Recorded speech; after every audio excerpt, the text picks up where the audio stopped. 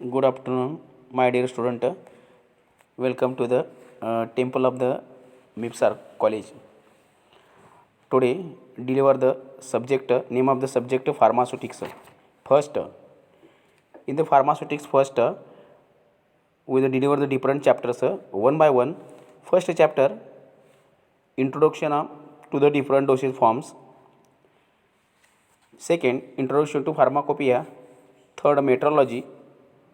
Fourth, packaging of pharmaceuticals.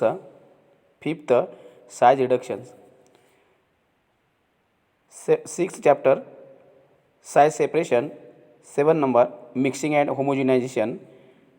8th chapter, filtration and clarification.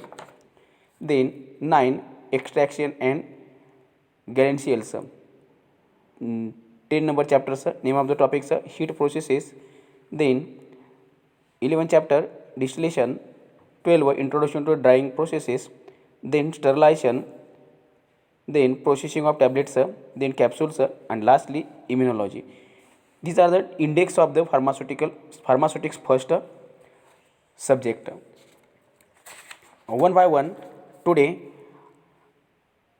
first the welcome of the to all my dear students in knowledge of मिप्सारा temple.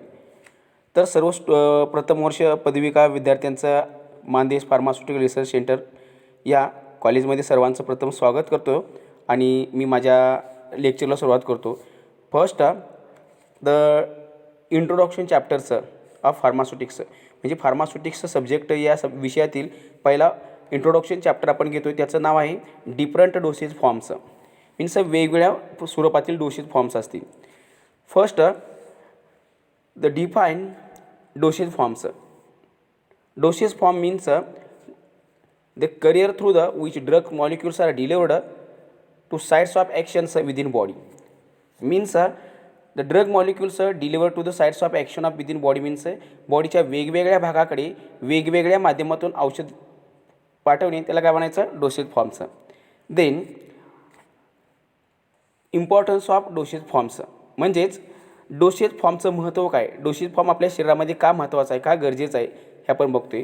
त्याच्यामध्ये one by one. First, to protect drug substances from destructive influences to atmospheric oxygen. म्हणजे त्याचा अर्थ की जे drug substance असतील त्याचं संरक्षण आपण वातावरणातल्या विविध घटकापासून करतोय. Second, protect drug substances from destructive influences gastric acid. म्हणजेच दुसरं त्याचा यूज काय असेल तर आपल्या शरीरामध्ये जे काही गॅस्ट्रिक ॲसिडची निर्मिती होत असेल किंवा जे विविध घटक निर्माण होत असतील त्यांना डिस्ट्रक्ट मीन्स तोडण्याचं काम आपण करतोय.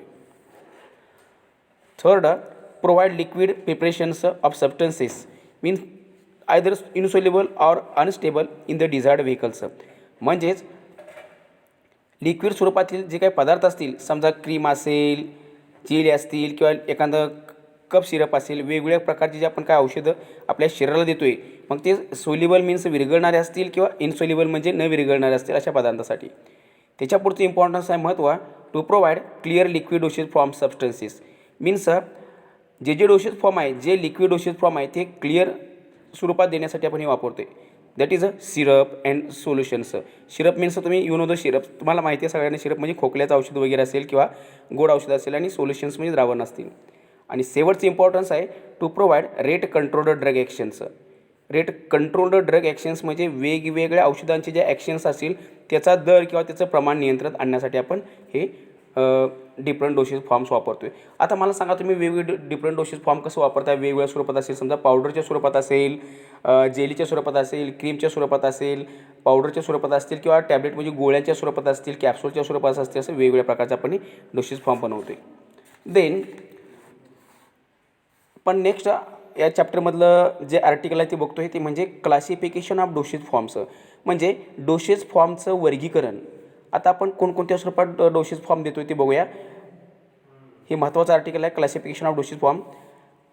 आता one by one, on the basis of states which is available. आता पहिल्यांदा आपण वर्गीकरण कशावरती आधारित करतो याचं, तर basis of states. On the basis of states म्हणजे त्याच्या अवस्थेवरती आधारित त्याचं वर्गीकरण करतोय.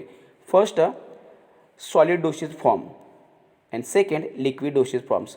मीन्स अकॉर्डिंग टू द किंवा बेसिस ऑफ स्टेट्स अवेलेबल म्हणजे उपलब्धतेनुसार, आवश्यकतेनुसार, ड्रगच्या अवस्थेनुसार आपण ड्रगचे प्रामुख्याने कोणत्या दोन गटामध्ये वर्गीकरण केलं, एक solid dosage forms and then second liquid dosage forms, म्हणजे स्थायू स्वरूपात असतील आणि पातळ द्रवाच्या स्वरूपात असतील. आता लिक्विड डोसेज फॉर्ममध्ये आणखी सब क्लास आहे. In liquid dosage forms sub class first monophasic dosage forms means single dosage form असेल आणि biphasic dosage forms means two असेल. ओके. आणि third main type of the किंवा third classification of the solid dosage forms that is a semi solid dosage forms, semi solid dosage form, and lastly gaseous dosage forms means you know the main classification of the dosage forms one by one. On the first basis of states and available means त्याच्या बेसिसवरती, आधारावरती किंवा त्याच्या उपलब्धतेनुसार dosage फॉर्मचं प्रामुख्याने 4 गट कोणते आपण बघितले. One solid dosage form, then liquid dosage फॉर्म. लिक्विड डोसेज फॉर्ममध्ये सब टाईप कोणते आहेत, मोनोफेजिक डोसेज फॉर्म असेल आणि बायफेजिक डोसेज फॉर्म. आणि तिसरा मुख्य प्रकार कोणता असेल, semi solid dosage form. And lastly gases dosage forms. These are the classification of dosage forms. Means तुम्हाला एक्झामला क्वेश्चन कोणत्या प्रकारे विचारला जाऊ शकतो की define dosage forms and their classification in brief, म्हणजे डोसेज फॉर्म म्हणजे काय सांगून त्याचं वर्गीकरण थोडक्यात लिहा किंवा ब्रीफमध्ये लिहा. तुम्हाला समजले की डोसेज फॉर्म म्हणजे काय असेल. डोसेज फॉर्म म्हणजे काय येऊन होतं, डोसेज फॉर्म म्हणजे carrier drugs are to the sites of actions of body within the body, म्हणजे शरीराच्या वेगवेगळ्या भागामध्ये ते ड्रग आपण पाठवतो. त्या घटकाला काय म्हणतोय की डोसेज फॉर्म्स. आणि डोसेज फॉर्मची तुम्हाला इम्पॉर्टन्स ही कळाली. इम्पॉर्टन्स कशासाठी आपण वापरतो, provide the drug rate of drug control action दिले, म्हणजे जो ड्रगचा जो रेट आहे तो कंट्रोल करण्याचा ॲक्शन करतो. वगैरे आपण हे घटक बघितले. आणि देन लास्टली कोणतं आर्टिकल बघितलं, classification of dosage forms means dosage फॉर्मचं वर्गीकरण. आणि त्याच्यामध्ये आपण काय बघितलं डिटेलमध्ये, in detail on the basis of or availability of dosage forms, म्हणजे त्याच्या मॅटरच्या स्टेटवरती आधारित आणि अवेबिलिटीनुसार आधारित किंवा उपलब्धतेनुसार किंवा त्याच्या अवस्थेनुसार त्याचे आपण प्रामुख्याने 4 कोणते क्लास बघितले. First solid dosage form, then second liquid dosage form. In liquid dosage forms there are the 2 subclasses, that is a monophagic solid dosage forms, monophagic liquid dosage form and biphagic dosage forms. Okay. And third semi solid dosage form, and lastly gaseous dosage forms. One by one with the detail explained in brief the dosage forms. आता आपण हे तुम्ही 4 प्रामुख्याने कुठले प्रकार बघितले की solid dosage फॉर्म, लिक्विड dosage form, semi solid dosage form आणि गॅसेस डोसेज फॉर्म्स. आता हे तुम्हाला थोडक्यात डोक्यात कसं ठेवायचं त्याच्यामध्ये की सॉलिडच्या स्वरूपात असणारे औषध असतील, लिक्विडच्या स्वरूपात असणारे असतील, पण लिक्विडमध्ये कोण मोनोफेजिक म्हणजे एकाच अवस्थेमध्ये असतील, बायफेजिकमध्ये 2 अवस्थेमध्ये असतील, आणि तिसरा प्रकार आहे सेमी सॉलिड म्हणजे दोघांचं कॉम्बिनेशन. आणि लास्टली गॅसेस डोसेज फॉर्म्स म्हणजे गॅसेस म्हणजे वायूच्या अवस्थेमध्ये असताना. समजा तुम्ही द परफ्यूम्स बघता किंवा हे वगैरे म्हणजे वेगवेगळे परफ्यूम्स असतील वगैरे त्या प्रकारचे घटक असतील. त्याच्यानंतर पहिला आपण प्रकार बघतोय तो म्हणजे first type of the dosage forms, that is a solid dosage form. First the tail me the definition of the solid dosage forms in brief, म्हणजे सॉलिड डोसेज फॉर्मचे आपण थोडक्यात डेफिनेशन बघूया. सॉलिड डोसेज फॉर्म मीन्स किंवा define solid dosage forms, one of the oldest dosage forms and most of the solid dosage forms are available in unit dose. Means solid dosage forms are oldest dosage forms, म्हणजे जुनी पद्धत असून these are available in solid dosage forms but available in unit dose. Unit म्हणजे single याच्यामध्ये असणार किंवा एकमेव dose असणार, त्यालाच काय म्हणतो आपण तर solid dosage forms. Unit dose may be defined as exact quantity of drugs administered at once. आता तुम्हाला for example what is mean by unit dose. Unit dose म्हणजे काय तर unit dose means exact quantity of drugs exact quantity of drug administered at once. आता exact quantity of drugs म्हणजे औषधाची खरी किंमत किंवा औषधाचं मूळचं प्रमाण.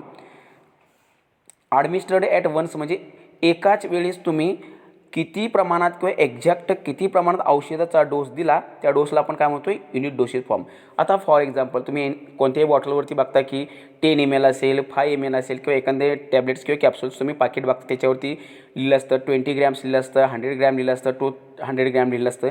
मीन्स एक्झॅक्ट काय सांगायचं आहे की what is mean by unit dose तर unit dose means exact quantity of drug means ड्रगचं योग्य मात्रा किंवा ड्रगचं अचूक प्रमाण पण कधी असेल ॲडमिनिस्टर्ड ॲट वन्स म्हणजे एका वेळेस दिलेलं किंवा एका वेळेस आपण ड्रगचं प्रमाण किती दिलं किंवा एका वेळेस ड्रगची दिलेली एकूण मात्रा म्हणजेच युनिट डोसेज फॉर्म असेल. Okay, these are the solid dosage forms किंवा unit dosage forms. Then unit dosage form different examples that is tablets tablets म्हणजे गोळ्या वगैरे असतील, कॅप्सूल्स. ओके, पिल्स हे तुम्हाला माहिती आहेत, कॅचेचे दिले, पावडर्स दिले. Okay, these are the different forms of the solid dosage forms. When drugs are to be administered orally in dry state then tablets capsules are most कन्व्हेंटिव्ह डोसेज फॉर्म्स.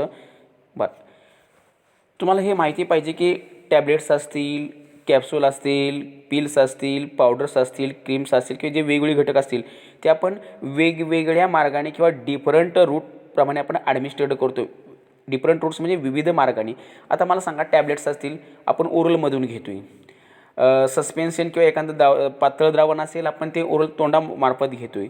जर समजा एखादं सलाईन असेल तर आपण सलाईन काय करतो, इंट्राव्हेनस म्हणजे व्हेनमधून इंजेक्शनामार्फत आपण किंवा सलाईन मार्फत सोडतो आहे. त्याचे वेगवेगळे मार्ग असतील. ओके देन बघा त्याच्यानंतर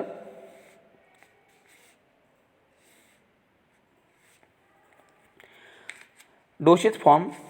सम solid dosage forms are supplied in bulk. आता आपण बघतो, आता सॉलिड डोसेज फॉर्म देताना आपण दोन प्रकारे देतो आहे.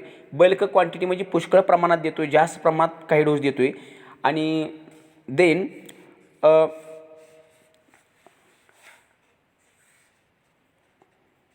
बल्क क्वांटिटीमध्ये आपण कोण देतो आहे. Bulk quantity means large quantity असेल, प्लेंटी क्वांटिटी असेल, बल्क पावडर्स असेल, can be supplied in internal. म्हणजे ज्या पावडरी असतील, औषधाच्या वेगवेगळ्या पावडर असतील, बुकटी असेल औषधाची, इंटरनल म्हणजे आपण जर आत घ्यायची म्हटलं तर आपण हे देतो आहे. Then granules fine powders. Granules means बारीक बारीक धान्यासारखे असतील आणि फाईन पावडर्स म्हणजे सूक्ष्म असेल. Okay, as well as external. हे बघा, you know the first tell me the solid dosage forms are supplied in 2 ways. म्हणजे सॉलिड डोसेज फॉर्म हे आपण दोन प्रकारे देऊ शकतो. एक एक्सटर्नली देऊ शकतो आहे आणि एक इंटरनली देऊ शकतो आहे. इंटरनली मला सांगा, आपण देत असताना कुठल्या स्वरूपात देतो आहे, बल्क पावडर्स म्हणजे जास्त क्वांटिटी द्यायची असेल तर आपण इंटरनल देतो आहे. आणि एक्सटर्नली काय करतो आपण, आहे का, as well as external dusting powders हे आपण वगैरे देऊ शकतो. ओके हे आपल्याला सॉलिड डोसेज फॉर्ममध्ये बघितलं. आता सगळ्यात महत्त्वाचं, तुम्हाला डोसेज फॉर्मचं क्लासिफिकेशन समजलं. डोसेज फॉर्मचं classification on the basis of स्टेट्सनुसार 4 क्लास कोणते होते, सॉलिड डोसेज फॉर्म असेल, लिक्विड डोसेज फॉर्म असेल. लिक्विड डोसेज फॉर्ममध्ये पुन्हा त्याच्यामध्ये 2 गट आहेत, मोनोफेजिक डोसेज फॉर्म असेल आणि बायफेजिक डोसेज फॉर्म. आणि तिसरा म्हणजे सेमी सॉलिड डोसेज फॉर्म असेल आणि लास्टली गॅसेस डोसेज फॉर्म्स. हे आपण याच्यामध्ये बघितलं. तर सुरुवातीला या सब्जेक्टचं इंट्रोडक्शन थोडंसं आपण आज लेक्चर घेतलं. तरी तुम्ही सर्व स्टुडंट्सने all the students participate in the my lectures and full enrichments and your presenting. But I am again, you are all the students welcome to the MIPSA knowledge temples and first day of the my lectures. Okay, thank you.